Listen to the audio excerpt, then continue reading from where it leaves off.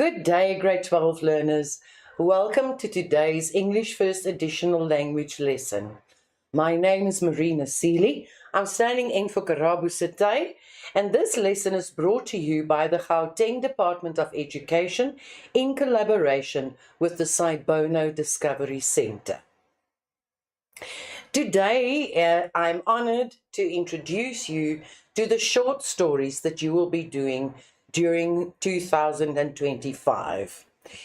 I'm going to focus on basic things. We are going to focus on two short stories specifically, but let's get started. There is the list of the 8 short stories that you will be covering. Remember, your educator selected the short stories for you and another genre. So when you get to the exams or the tests, you must be very careful in the selection that you make. Now, number 1, we have a short story called Forbidden Love by Kantemba. And then Rejection by Mariama Ba. Then Eveline by Agnes Sam. A Bag of Sweets by Catherine Mansfield. Class Act by Namhla Chisana. The Wind and the Boy, Bessie Head. The Girl Who Can, Amaat Aidu. I do hope that I actually pronounced that correctly. And then Triumph in the Face of Adversity by Kediboni Seku. To understand a short story, and I'm sure you have met with short stories in grade 7 or 8 or 9, and then definitely in grade 10 or even grade 11. But let's take a quick look at how a short story is structured. What you must know in any short story is that there is a strong plot. Remember, a short story is short. It's short and sweet, but it still carries the main plot. Now, when we look at plot, there are 5 things that you have to remember. First of all, we call it the exposition. And during the exposition, we look at the setting of the story. We also are introduced to the characters in the story, and then we are also introduced to a problem. Usually there is a main problem, and this shapes the theme of that specific short story. We get to meet the characters. There are 2 types of characters in any story, by the way, but in a short story specifically, we look at the protagonist. Pro means for, and then the antagonist, which is the baddie in the story. It is the anti-hero or the anti-person. That is usually the character that presents the problem, and that is where the conflict actually happens. Then we have the language of literature, and I'll refer to that. Very, very quickly, I can say that there's a long list of those. And can I tell you a secret? If you come to grips with the language of literature, then the rest of the year is not going to be a problem. Not during the course of the year, and definitely not in any of the exams. We talk about the terminology, things like diction, which refers to the choice of words. And remember, a poet or a writer chooses specific words for specific reason. Then a euphemism. A euphemism is a mild or a vague expression in the place of a word that is more harsh. For example, instead of saying he died, someone would say he passed away. And then if we look at a colloquialism or almost slang, he pegged, that is terrible. We often say that. One would rather say that they have gone from they go to heaven, for example. That's a good example of a euphemism as well.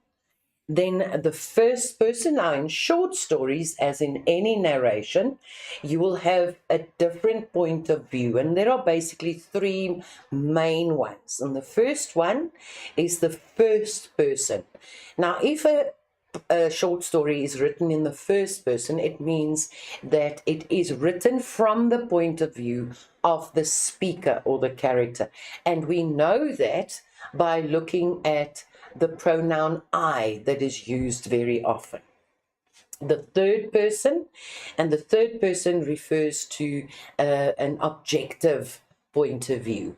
In other words, that is when the characters speak for themselves and the narrator would just refer to he or she or they. In other words, it is removed from the narrator. A narrator, of course, is the person telling the story. Then hyperbole.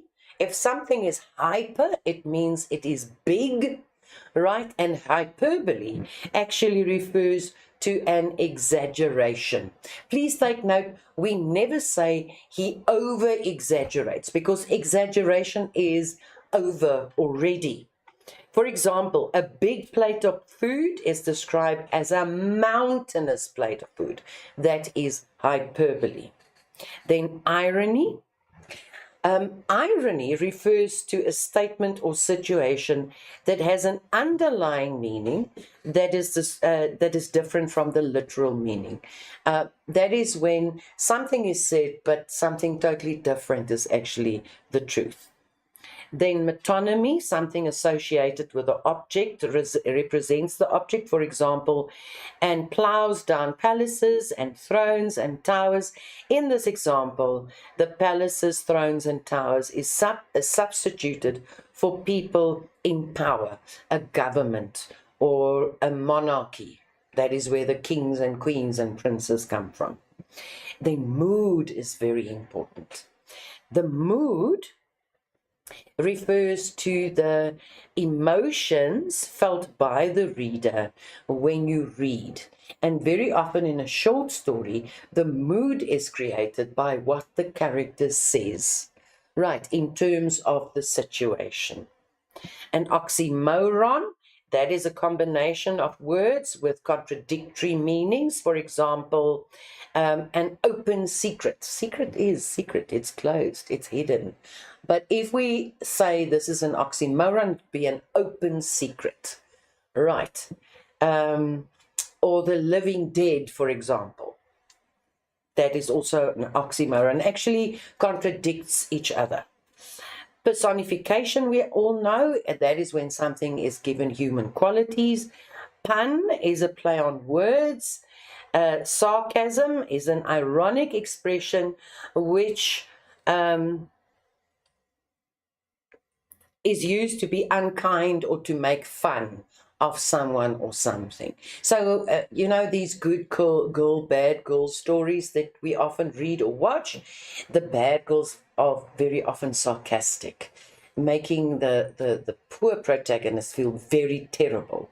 And then, or make them feel good, and then afterwards they realize, but that wasn't nice. It's terrible. Similarly, it's a comparison when the words as or like are used. Symbol, that is something which stands or represents something else. Synecdoche, that is when a part is named, but it actually refers to the whole. For example, if you speak about the leaf falling, that would refer to autumn, but it's not only one leaf that's falling. All the leaves are falling during autumn. Right, so that is synecdoche. A theme is a main message of a text, and very often in the short stories, there's a theme running right through. And then we refer to the third person. Then tone, oh, that's so very important. The tone is the feeling or the atmosphere of the poem, but in terms of a short story, a character can use a specific tone of voice, and that would mean how that character is feeling. And now you must also take into consideration the tone used has an effect on the mood. So if your mom comes in after work, she's dead tired, and she sees you haven't washed the dishes, and she will shout at you, "I'm so upset with you because the dishes aren't washed and you promised that you would do it." You were relaxing on the sofa watching whatever you are watching, and the tone of voice that your mother uses directly influences the mood or the atmosphere in the room. So there's some tension in the room. Alliteration is a repetition of consonant sounds, and remember, it's consonant sounds and not consonants per se. Consonants is then the opposite, a repetition of vowel sounds. Onomatopoeia, now that is such a big word, and when you look at it, it's difficult to pronounce, onomatopoeia, but that refers to when sound is created of something else, like the quacking of a duck or the pow of something that kind of flows through the air, something like that.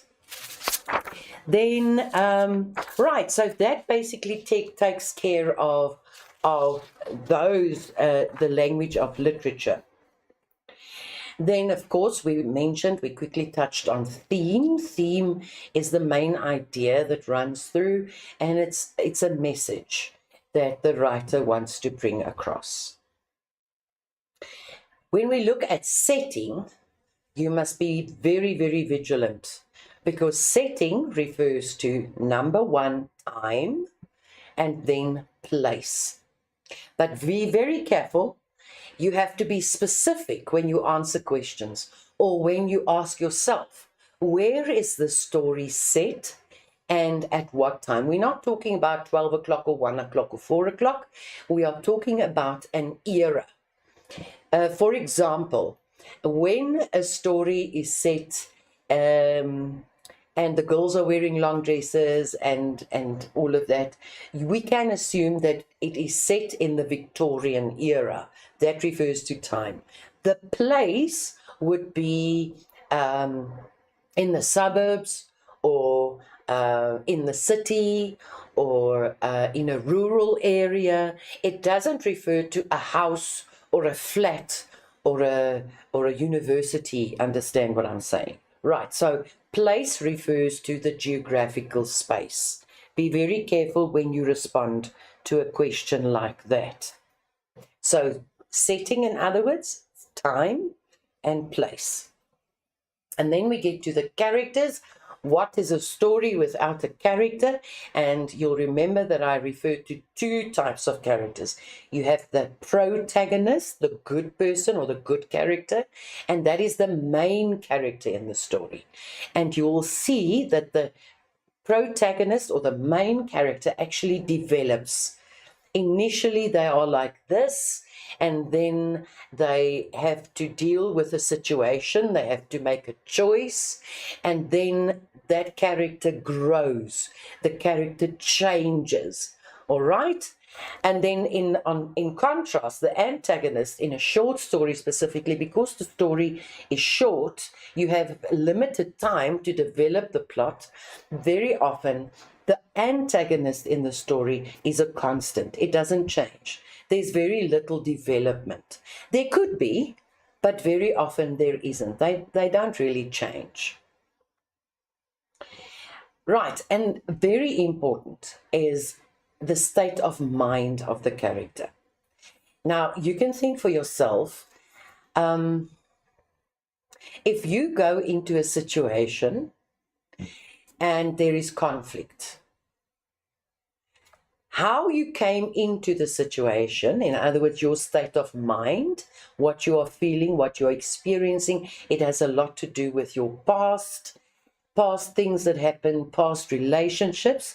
The state of mind is influenced. In other words, you will come into that situation with a preconceived idea. Right.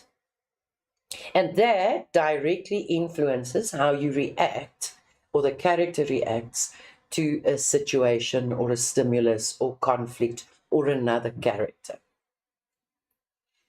We also look at figures of speech. Now, we've touched on that very quickly. Now, you know the main ones, the simile, the metaphor, personification. We refer to hyperbole, which is exaggeration.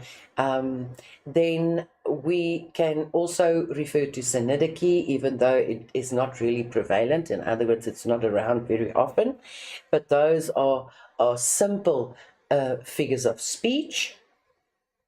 Then we dealt with irony, when one thing is said and something totally different is actually implied.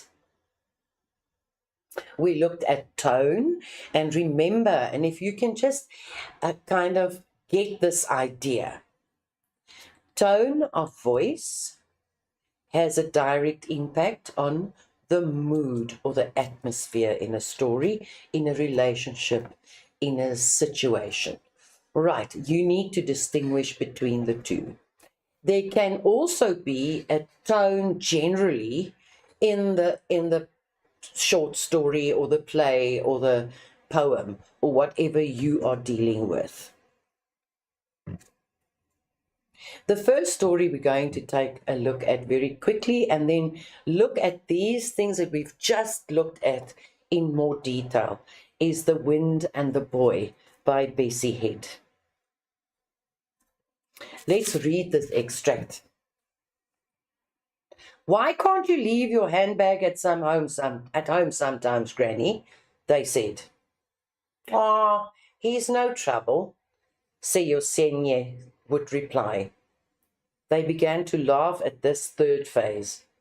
Almost overnight, he turned into a tall, spindly-legged, graceful gazelle with large, grave eyes. There was an odd, musical lilt to his speech, and when he teased or was up to mischief, he moved his head on his long, thin neck from side to side like a cobra. It was he who became the king of kings of all the boys in his area. He could turn his hand to anything and made the best wire cars with their wheels of shoe-polished tins. All his movements were neat, compact, and decisive. And for his age, he was a boy who knew his own mind. They laughed at his knowingness, and certainly on all things, for he was like the grandmother who had a flaming youth, all of her own too. Seyosenye had scandalized the whole village in her days of good morals by leaving her own village ward to live with a married man in Hasafete Mulemo ward. She had won him from his wife and married him, and then lived down the scandal in the way only natural queens can. Even in old age, she was still impressive. She sailed through the village, head in the air, with a quiet, almost expressionless face. Now, this is just an extract from the short story, but already you can see the choice of words. And the choice of words determine a lot. It determines the tone, it determines the character. You can almost see the character, because remember, the words are used to paint pictures. You don't see a picture like a movie. This is actually a word picture that is created. Let's take a look at the title, The Wind and a Boy. The wind, of course, suggests freedom. He's a boy who has a magical wind blowing for him. What does that mean? Everything is going his way. The winds of change are the result of the new attitudes and lifestyles of the community at large. When you talk about the winds of change, that is when things are changing. It's like the direction of the wind changing. So you can assume that change is coming. And that might be a little difficult sometimes. The wind is also the cause of the boy's death. You see how important the idea of the wind is. The boy suggests innocence, Figuratively, the boy lives in a carefree world with no rules and consequences. But he becomes a victim of the winds of political change in his community. Why would you say the title is suitable? Friedman, that is the name of the boy, the character. He lives a carefree, confident, and courageous life like the wind. He has no limits and does not face the consequences of his mistakes. The wind can wreak havoc, and no one will hold it responsible. Friedman's name is mentioned in many thieving activities. However, adults forgave him for crimes for which other boys received punishment. Other children are often blamed for his wrongdoings. You see, the wind is blowing in his favor. His attitude towards the truck driver shows he did not care about the consequences of his actions. At the end of the story, he rides his bicycle into the path of a truck, smiling and propelled by the wind. Remember, none of his actions has consequences, or he doesn't experience that until, unfortunately, the truck driver is unlicensed and he cannot brake in time. He hits Friedman and it kills him. The story is about a grandmother, Seyosenye, who is raising her daughter's son in a rural village because her daughter has to continue working and she could not take the child with her. Seyosenye takes Friedman everywhere. In other words, that shows the close bond. Remember the first line of the extract? The community spoke about, why don't you leave your handbag at home? Does that refer to a physical handbag? Most probably not. It might refer to this child that she took everywhere with her. Seyosenye is very proud of her grandson. He is the apple of her eye. That's another idiom there. That is when somebody is special. He's her favorite. Friedman lives a carefree life and then gets killed in an accident.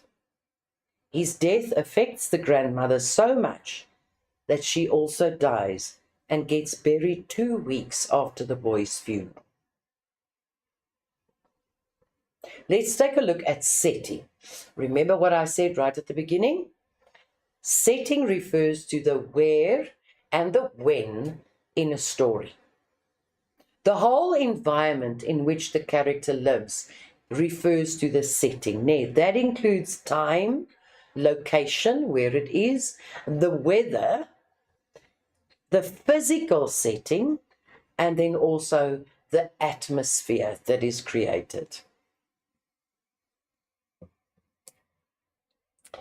Right, so you would see that. Let's quickly just stop there. Remember, I told you that you have to be very specific when you are looking at setting. Number one, it refers to a geographical setting, the place, right? Now, that includes where it is, the location, and then also the weather, very important. Does it take place in the Northern Hemisphere, in Europe, North America, or is it in the South? Is it in the warmer areas, warmer climates? Where does it happen? And then very, very important, you also refer to the atmosphere that is created.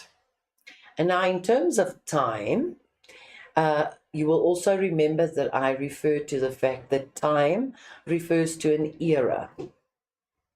If you look at the era of the 1900s to the 1950s, Quite a number of wars took place, World War One, World War Two. If you take a look at the apartheid era, that was a specific era, that was a time. And then you'll see that it has a direct influence on the atmosphere and also the physical setting. In lines 1, 2, 3, you'll see this line, why can't you leave your handbag at home sometimes, Granny? They said. Oh, he's no trouble, Seosenye would reply. The question would be, describe the setting of these lines. Where does it take place? Describe the time and the place where this extract is set. So number 1, what was happening, the time, and specific place, the setting. The place or the setting is Khasifete Mulemo ward or village, that is where they lived. And the time is when Seosenye takes Friedman as a toddler wherever she goes. Not the time of day and the place. Be very careful. It is not the time of day and not the place. You must be specific, especially when you are preparing for tests and exams. Be very specific and concise. And in order to do that, you need to know the content very well. And I can at this point actually say, you know what, yes, you can use Mind the Gap. I'm sure your teacher has already introduced you or handed out a copy of Mind the Gap. And yes, it helps. But there is nothing like the true and honest text to help you to analyze and understand a story. I love to say that literature is different because you have to engage with it. Literature is not a set of facts that you have to learn and then regurgitate once you write an exam. You need to understand. You need to almost climb into the shoes of the character to understand what Seosenye does or doesn't do and how she responds to Friedman. You must be very specific about that. And then remember, you have 8 short stories that you are covering, which basically means that you have 8 different plots, different settings, different characters, and it's so easy to get confused. So right off the bat, from the very first short story, and I am sure that you've already covered one, or you're starting with a second one already, that you know those short stories, you know the characters, you know what they're all about. And in order to do that, you need to give yourself permission to engage with the story. So a couple of easy questions that you can expect in a question paper or a test would be, explain how Friedman got his name. Sorry, let's just go back. Oh,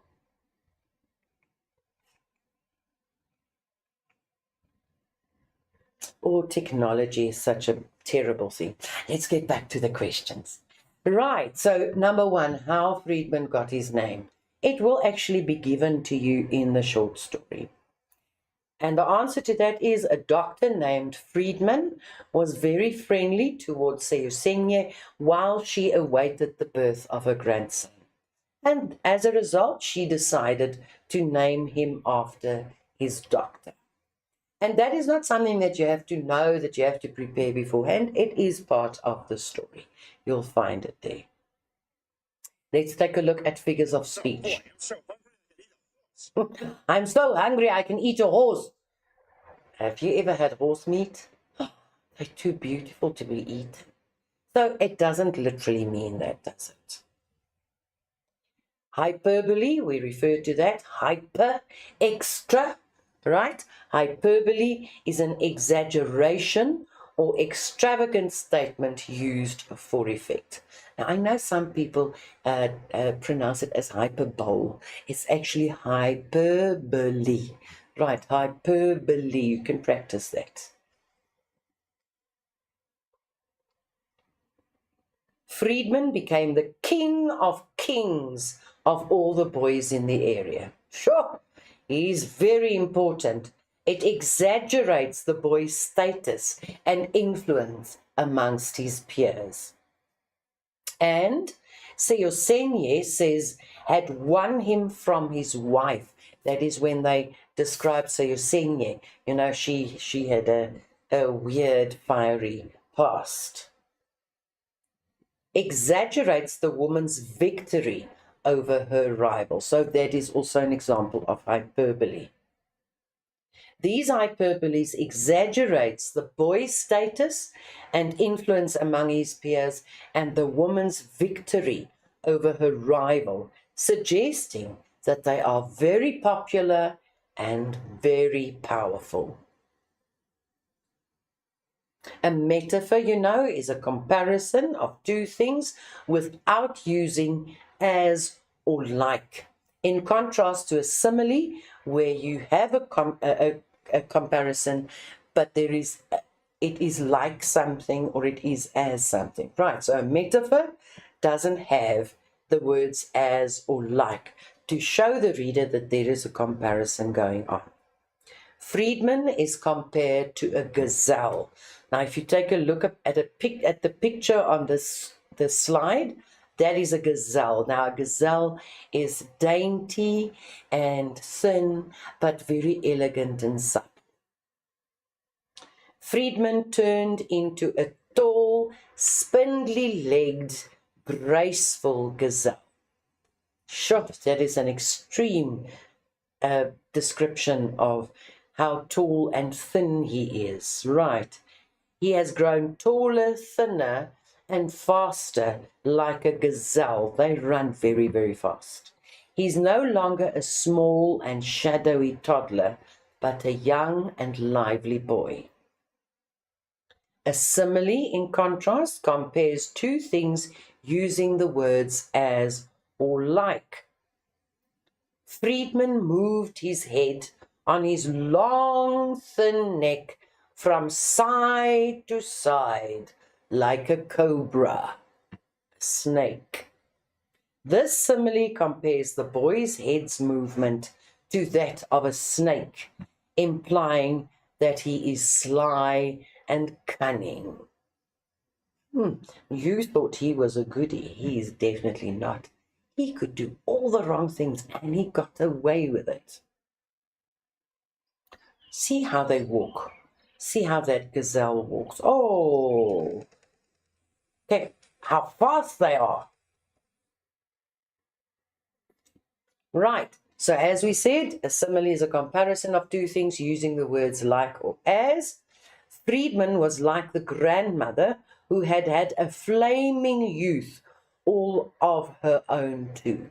A flaming youth. Does it mean she was on fire? No, it means she had a hot past, a hot youth. In other words, it was a little questionable. The simile compares Friedman to his grandmother, first of all, who had a flaming youth. A flaming youth is a phrase that means a wild, rebellious, or adventurous young person who enjoys life and does not allow the rules and conventions of society to be predictive to them, to tell them what to do. The simile suggests that Friedman, in his third phase, is becoming more like his grandmother, who had a similar personality when she was young. What an apt way of describing it. He is no longer a quiet and obedient shadow, but a curious and daring boy who explores the world and seeks new experiences. The simile also shows the contrast between the grandmother's past and her present, as she's now old and settled, but still remembers her youthful days. The simile also implies that the grandmother understands and supports Friedman's adventurous spirit, as she sees herself in him. Then an example of alliteration. Quickly a check out. Alliteration is the repetition of consonant sounds at the beginning of words that are close together. Friedman could turn his hand to anything and made the best wire cars with their wheels of shoe-polished tins. This alliteration creates a rhythmic and memorable effect, emphasizing the boy's skill and creativity. And very often, alliteration also forces you as the reader to read faster or more slowly. The moment you have sounds that are J, or S, you see the movement, as opposed to short and sweet staccato sounds. They will make you read faster, so that's where the rhythm comes in. Then characterization, extremely, extremely important. What does this extract reveal about Friedman's character? Remember, we are still referring to the extract that we read at the beginning. It reveals that he is creative, innovative, so he makes plans. He's knowledgeable. At anything that he attempts to do, he does well. So anything that he attempts to do, he does well. And he's actually forgiven. He never pays the price for whatever he's doing. Even if he's naughty and plain horrible, he does not pay the price. So everything goes in his favor. The character trait here, and this is a very, very important aspect. When you answer questions or when you get to the exam tests, you must be very careful if they ask you to respond to a character trait. Character trait refers to how the character is and not what he does. In other words, we refer to a quality and not an action.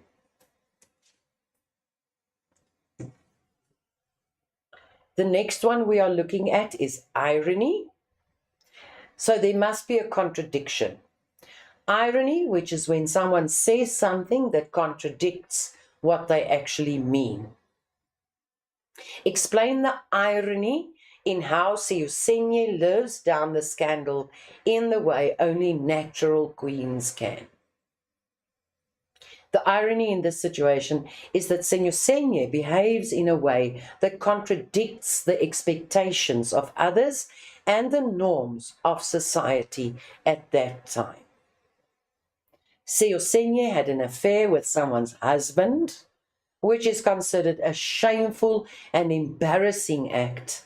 But instead of feeling guilty or remorseful, feeling sorry, she acts proud and arrogant. She doesn't allow that to change how she acts and who she is. She ignores the criticism and judgment of others and acts as if she did nothing wrong. This creates a contrast between her actions and the reactions of others and shows her indifference. She doesn't feel anything about it. Or even defiance. That's when you don't allow other people's beliefs and expressions and reactions to influence how you react. The next one is state of mind. Now, state of mind refers to a person's emotional state.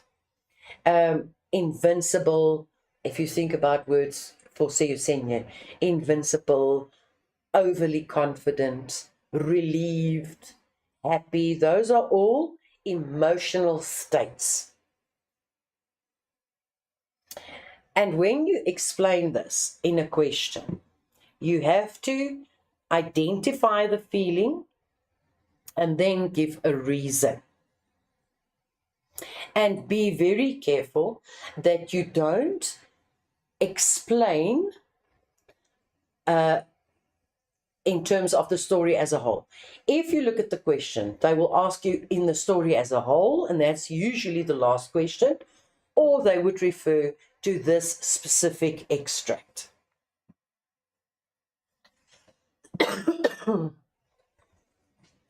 Right, so Seusenya's state of mind is one of love, devotion, and pride for her grandson, Friedman.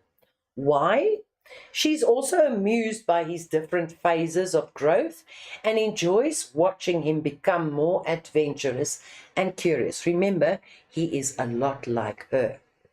She's not bothered by the opinions of others who find her attachment to Friedman strange or sometimes even inconvenient. She's very happy and content with her role as a grandmother and does not seek any other pleasures or distractions. And that's why wherever she goes, he goes. He's actually her whole world. The second story that we are going to quickly look at is Eveline by James Joyce. Very often, it's important to look at the writer, the person who wrote the short story or play or novel or poem, whatever you are studying. I very often refer to that as an action of waving at the writer. And how do we do that? By looking into the history of that writer. In the same way, a short story is set in a specific time and place and a specific era, so a writer was born into a specific era, and that will then determine his point of view based on his character traits or his background or his personality. For example, if you come from a wealthy family and you write a story, very often you might find it difficult to write from the point of view of a poor person. Does that, if that makes sense to you? In the same way, if you grew up at a time of a war or depression or oppression, and with depression, I don't mean, oh, I feel very sad today. Depression was a time during which money was scarce, food was scarce, which is typical in a time of war. Your point of view and the way you see things would be totally different from someone who has never experienced that. Right, if you were born into a family that has a mother and a father and a brother and a sister and whatever relationship and number of people you find in the family, if you grow up in a secure family unit, then it might be difficult for you to explain how a person feels when they come from a broken family or a single parent family, or even you are the eldest and you don't have any parents who take care of you, and you are the one responsible for the rest of the children. Your point of view will also be totally different. So those are important aspects to pay attention to when you interpret a short story. So let's wave at the narrator or the writer quickly. So first of all, we know that James Joyce was born in Dublin or Ireland. Now, if you go back into history, and not very far back, during the 1900s, and actually quite late 1900s, to be honest, Ireland was divided into two. It was actually controlled by the British, and Ireland was divided into two. And you know how terrible it was? They were divided in terms of color, not the color of their skin. The specific group only wore orange, and that represented them, and the other group wore green, and that represented them. And you know, it was so horrible that they would actually fight one another because of the color clothing that they were wearing. So you have to be very careful of what you put on in the morning. It's very much like a gang. I suppose it's easier for you to understand in terms of gangs, gang colors, gang emblems, symbols that people are wearing.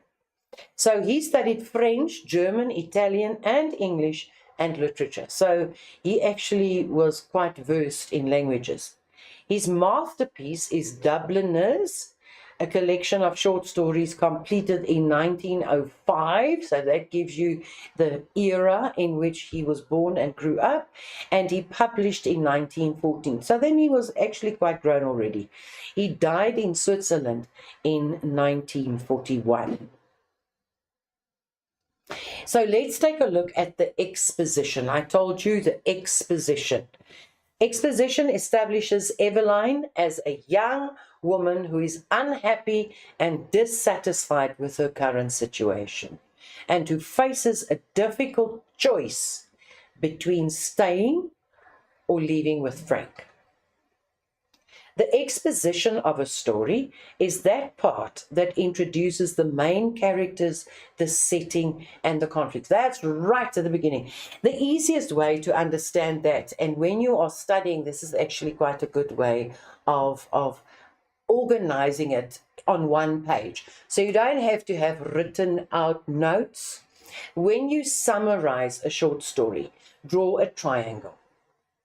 And the left part, bottom part, corner of that triangle is the exposition. In other words, that includes the setting, the where and the when, and the characters, and then also the problem. The exposition consists of the first two sections where Eveline sits at the window and remembers her past life, her family, and her lover, Frank. So that puts you into a situation. In lines 1 to 4 of the short story, it says, she sat at the window watching the evening invade the avenue. Her head was leaned against the window curtains, and in her nostrils was the odor of dusty cretonne, heavy fabric. She was tired. Now, I can also quickly refer to diction here, because she sat at the window watching the evening invade. Invade is not a positive word. That is when somebody comes in without permission, right, to invade. One country will be at war with another country and invade the country. So there's no permission involved here. So she says she watched the evening invade. She didn't welcome it. Her head was leaned against the window curtains, and then the next word, and in her nostrils was the odor. Odor is a smell, but it's not a positive one. So you can do yourself a favor and try and find a word that has more positive connotations to the word odor. Okay, odor actually refers to a bad smell. And of dusty cretonne. Now, dusty means it's not nice. So everything around her is a little dusty. And we'll also see that the word dusty or dust is a huge symbol in the short story of Eveline. What does this extract reveal about Eveline's state of mind and emotions? Now, you can see yourself. The picture has been created. She sits at the window and she looks out over the street, the avenue, right? And she has her head leaned against the dusty curtains. Would you say that she is excited? Would you say that she's content? No, the choice of words actually tell you that it's everything but. It reveals that Eveline is in a state of sadness, nostalgia. Nostalgia actually refers to remembering things and actually, to some extent, wishing to be back there again. And then, of course, exhaustion. She is extremely tired. And when you read the story, you'll understand why. She's unhappy with her life and she longs for the past, Which past? When she used to play with her friends and her mother was still alive. Let's take a look at the symbolism. How does the author use the symbol of... Now, I've explained that, I've said that, beware. The symbol of dust to convey Evelyn's state of mind and emotions. Despite dusting these objects every week, the dust remains. Now, if any one of you are responsible for dusting, you would understand the frustration, especially in our country where there's a lot of dust going around. The author uses the symbol of dust to convey Evelyn's state of mind and emotions as stagnant. Another word would be stuck. If you are stagnant, it doesn't mean that you are still or quiet or in one place because you choose it. It's like you're almost stuck. You're caught in a situation. Dull, it's nothing. There's no hope. There's nothing to look forward to, nothing to give joy. And suffocating. Now, when you suffocate, that's when you die because you don't have any air to breathe. So stagnant, dull, and suffocating, that is terrible. So he uses the symbol of dust. Now, we know what dust does. If you breathe in dust, you splatter, you cough, and you actually put your hand over your nose because it's terrible to breathe in dust. The dust represents the monotony and futility of a life. Monotony, when things are the same.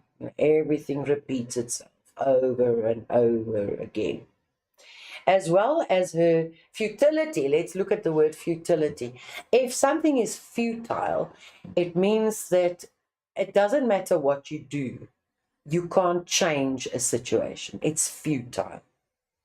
And then as well as her inability to escape or change her situation. Remember what I said when I referred to the word stuck. Now that is that exactly. The dust also suggests her lack of vitality and joy. I referred to that, as she is surrounded by dead and decaying objects. She's really stuck. Nothing is happening.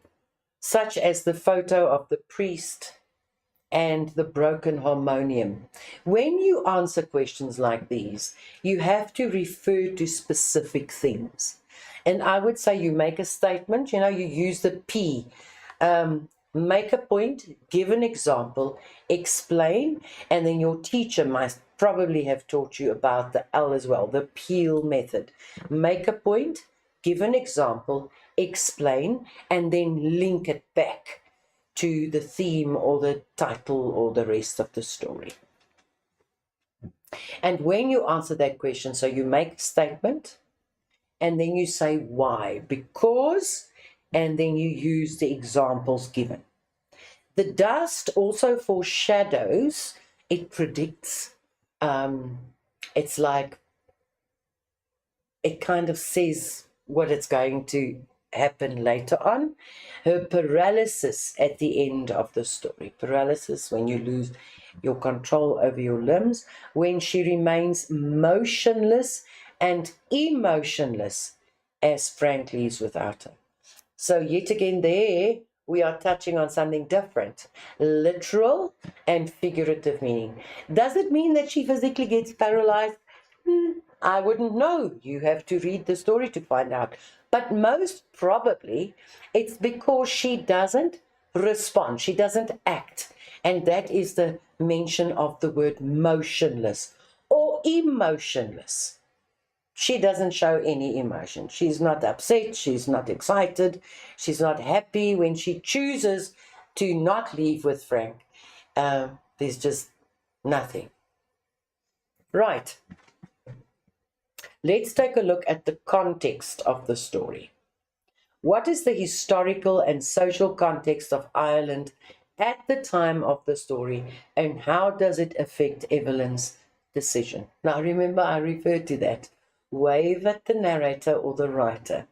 And here you see the island's flag, the green, the white, and the orange, and it is separated. And even today, apparently, there is a bit of a clash going on, very political.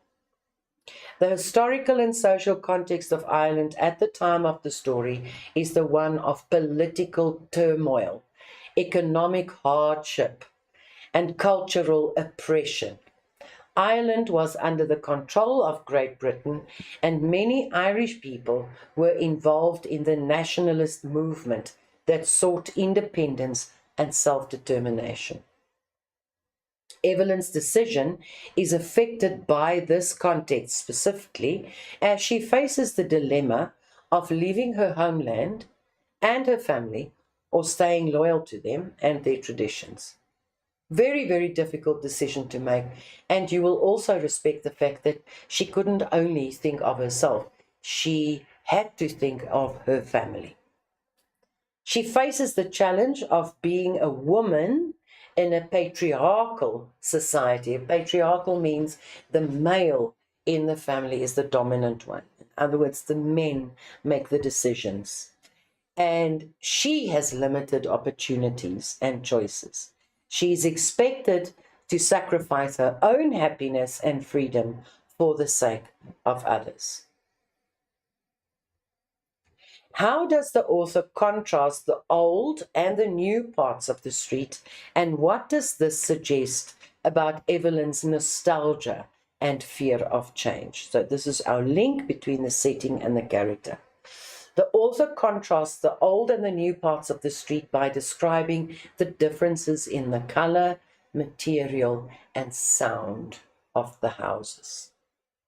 The old part of the street where Evelyn lives is brown, brick, and silent, dull, in other words. While the new part of town or the street is red, concrete, and noisy. Things are happening. There's life there. This contrast suggests that Evelyn's nostalgia and fear of change are rooted in her attachment to the past and her resistance to the present.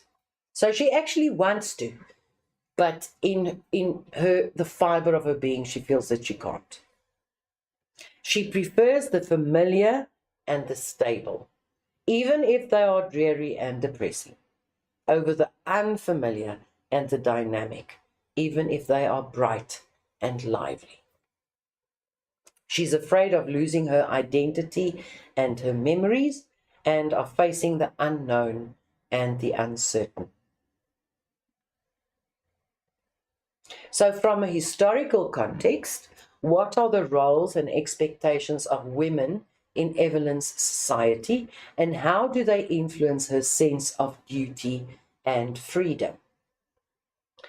So I quickly referred to that previously. The roles and expectations of women in Evelyn's society are that of domestic workers, caregivers, and wives. In other words, traditional roles. Women are expected to obey their fathers, husbands, and brothers, and to devote themselves to their families and their homes. So no career there. They are not encouraged to pursue their own education, career, or interests, or to express their own opinions, desires, or emotions. These roles and expectations influence Evelyn's sense of duty and freedom, as she feels obligated to fulfill the promise to her mother, to take care of her father, and to maintain the home. She also feels guilty and selfish for wanting to leave with Frank and for seeking her own happiness and independence. So she feels guilty. She's torn between her duty and her freedom, and ultimately chooses the former over the latter. Characterization is the process of creating and presenting the personalities, motivations, and actions of the characters in a story. So the question would be, how does the author characterize Evelyn as a hard-working and dutiful woman? Now break that up. How does the author characterize Evelyn? How is she presenting personalities as a hard-working and dutiful woman? The author characterizes Evelyn as a hard-working and dutiful woman by showing how she has to work both in the house and at the stores, where she is often scolded by Miss Gavin. The author also shows her sense of duty by mentioning how she has to take care of her father and the other children, and how she feels guilty for wanting to leave them. The author also reveals Evelyn's low self-esteem and lack of confidence by describing her concern about what people would say if she ran away with Frank, and by calling Frank a fellow, instead of owning him as a lover or a fiancé. Characterization, in other words, is the process of creating and presenting the personalities, motivations, and actions of the character in a story. How does the author characterize Frank as a kind and adventurous man? The author characterizes Frank as a kind and adventurous man by depicting him as a kind, manly, open-hearted, and by describing how he has traveled to many exotic places as a sailor. The author also shows Frank's kindness when he offers Evelyn a chance to escape her miserable life and to marry him in Buenos Aires, where he has a home.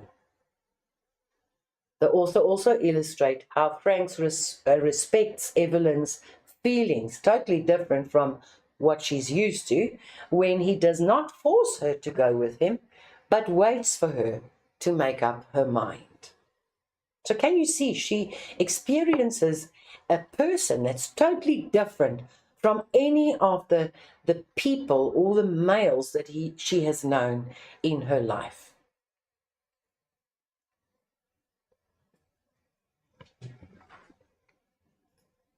So you'll see that characterization is extremely important. While we are referring to characterization, we can also look at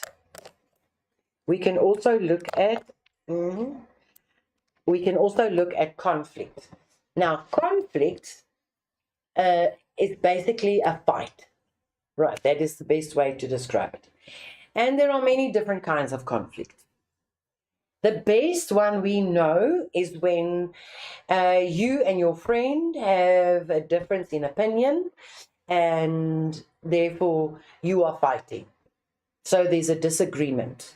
That is external conflict. That is when there's an outside source and an outside source and they are clashing. That is external conflict. It could be conflict with another person. It could be conflict in a situation. For example, Evelyn, who is stuck in Ireland, in that society where certain things are expected.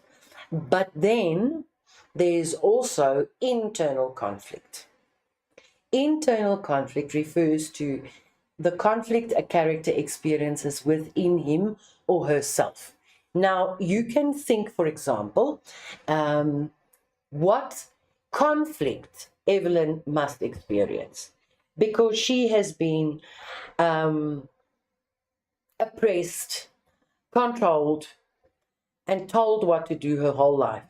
And she kind of accepted the situation. She had to take care of the kids.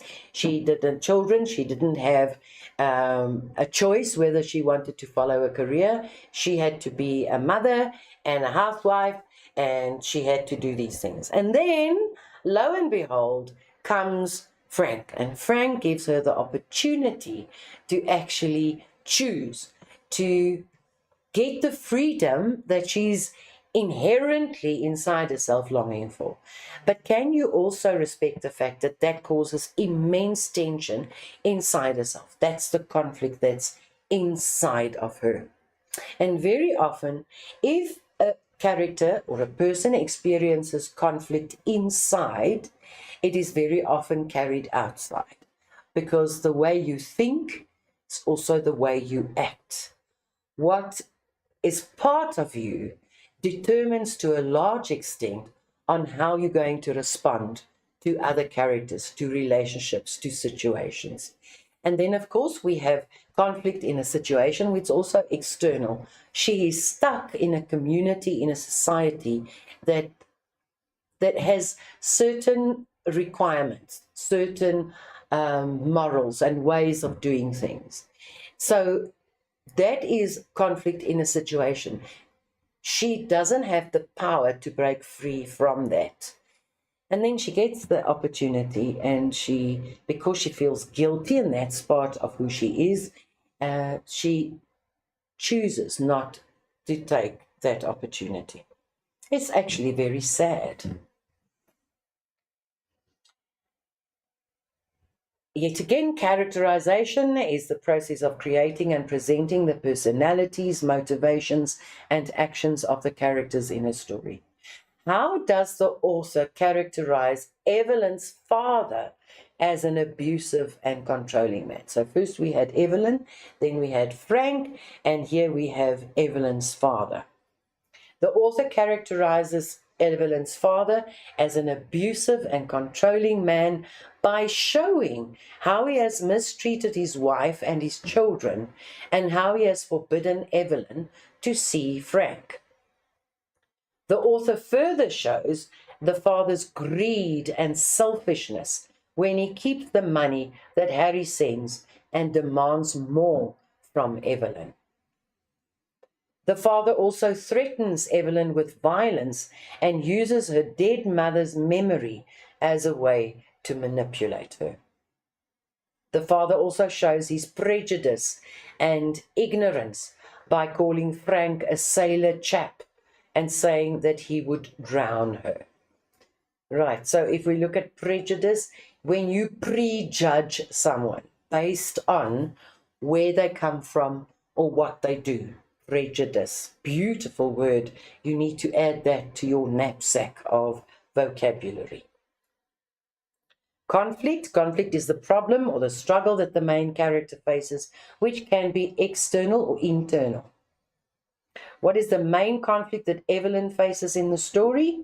The main conflict that Evelyn faces is an internal one, between her desire to escape her unhappy and abusive life in Dublin with her lover Frank, and her sense of duty and loyalty to her family and her home. She also feels guilty for breaking her promise to her dead mother, and is afraid of the unknown and the change that leaving with Frank will entail. Remember, she doesn't know anything. She hasn't been outside of Dublin, most probably. So now she's going to Buenos Aires. It's very far away. And even though it sounds romantic and it sounds adventurous, she doesn't have it in her to take that chance or to grab onto that opportunity. The rising action is the part of the story that builds up the tension and suspense leading to the climax or the turning point. What are some of the events that contribute to the rising action in the story? Some of the events that contribute are Evelyn's reflection on her past and her present, and her realization that she has a chance to leave with Frank and start a new life. Evelyn's nostalgia for her childhood and her mother, and her fear of ending up like her mother, who had a sad and uneventful life. And ironically, that's how she ended up. Evelyn's anticipation and anxiety as she prepares to leave with Frank, and her doubts and hesitations as she writes letters to her father and her brother Harry. Evelyn's arrival at the docks with Frank and her exposure to the sights and sounds of the ship and the crowd, it must be very exciting, which overwhelm and confuse her. She's not used to it. So what is the climax or the turning point of the story? The climax or the turning point of the story is when Evelyn has to make a final decision whether to go with Frank or to stay in Dublin. As the boat whistle blows and Frank pulls her hand, she freezes and resists, unable to move or speak. She chooses to remain in her familiar, albeit miserable life, rather than embrace the unknown but hopeful future with Frank. Right, I told you before that when you've done a short story, that is a big tip I'm giving you. After you've completed a short story, actually while you are reading it, to be honest, you can start by adding the plot structure on a piece of paper. The title, first of all, remember title is always important. Then your exposition, which includes your characters, who's who, the place, where is the set, then also the time. And then also who is the antagonist. Remember, antagonist is the person who is the negative character that helps the story to actually develop. And then the protagonist. The pro means for the main character in the story. Then the rising action, and for rising action to take place, you need conflict. So what is the inciting incident? In other words, that which puts everything into motion. That would be the conflict, internal, external, whatever the case may be. And then the climax, remember, this exposition goes into the rising action, drama, drama, drama, conflict, conflict, conflict, and then it gets to the climax. And the climax in a story, whether it's a short story or a novel or a play, any kind of story, the climax is that moment where something has to happen, something has to give.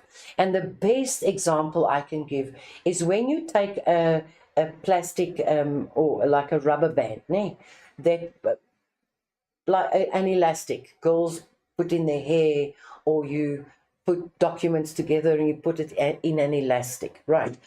You take that elastic and you turn it in different directions, and you turn it and turn it and turn it and turn it and turn it. Later on, your fingers are close together because it's been wound up, right? And that's what's happening in the rising action. It gets wound up so tightly that at some point something has to give. And when it snaps, that is where the climax happens. Right, so that is a good way of remembering the climax in a story. The falling action is the result of the climax, what happened, and then how it actually resolves itself. Very often, you don't end with, and they lived happily ever after. It is actually a bittersweet ending. And then right at the end, the resolution, when everything is settled. Evelyn decides not to go with Frank, and she accepts her life and her situation as it is. So we can also take a look at The Wind and the Boy. This is another way in which you can summarize after you've read the short story. Do not wait until you have to write a test on a short story or a couple of short stories. Do that every time. When you're done with a short story, do a summary. Some of you are good at the previous one where you have that structure, more like pictures, and some of you are better at this one. Now, this is like a flow chart or a diagram in which you include all the basic happenings. So first of all, exposition, the introduction of the setting, characters, and situations. So what is it? And then the examples. Friedman is a young boy who lives in a small village in rural Botswana with his grandmother, Seyosenye. She is a strong and independent woman who owns a bicycle and plows her own land. Friedman loves his grandmother and helps her with the chores. Evelyn sits Evelyn, for example, Evelyn sits at the window, recalls her childhood memories, her father, and her relationship with Frank. So we are assuming something's going to happen from there. Then the characters, the people who take part in the story. Evelyn is the protagonist. She's a young woman who faces a dilemma between staying with her abusive father or leaving with her lover. Frank, the antagonist, is a sailor who wants to take Evelyn away to Buenos Aires. Evelyn's father, Ernest, Harry, and the priest are minor characters. In other words, they don't develop, but they are important for the plot. Right, they are part of Evelyn's past or present life, but they are necessary for her to develop. In closing, a couple of things. Remember that you learn the language of literature, so know what all those the plot and the exposition and the climax and the conflict and those things. You need to know those terms very well, because those are the types of questions they're going to ask you. And it's not for nothing. It helps you to actually break open the story so that you get a better understanding.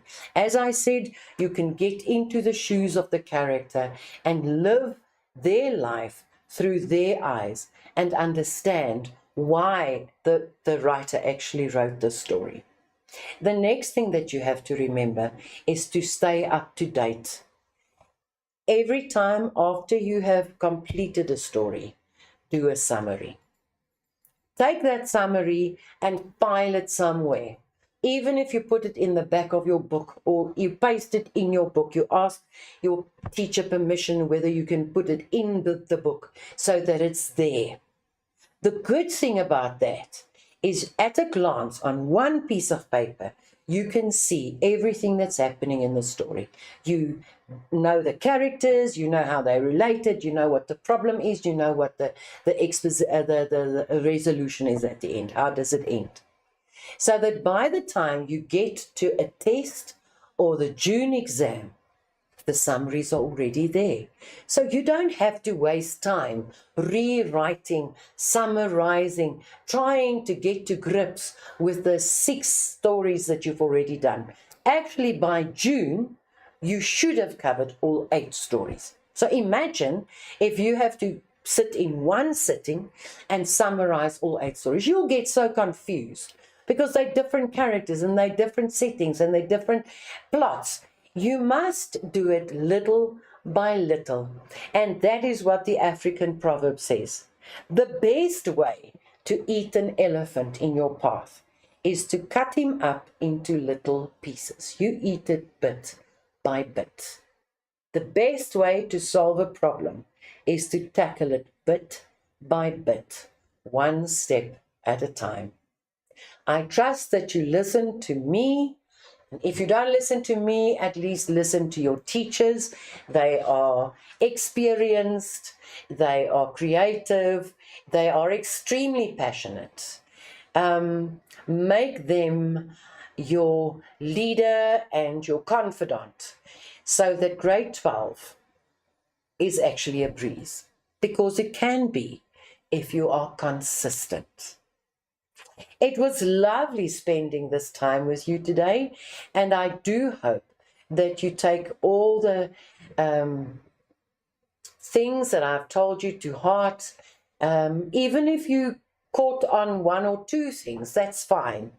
You can also download this and you can watch it over and over again. You can ask your teacher to help. You can also ask your friends to help. Remember, 4 brains are better than 1. 2 brains are better than 1. So get that creative juices flowing and help one another get to where you want to be. Thank you for watching this lesson. See you next time. Goodbye.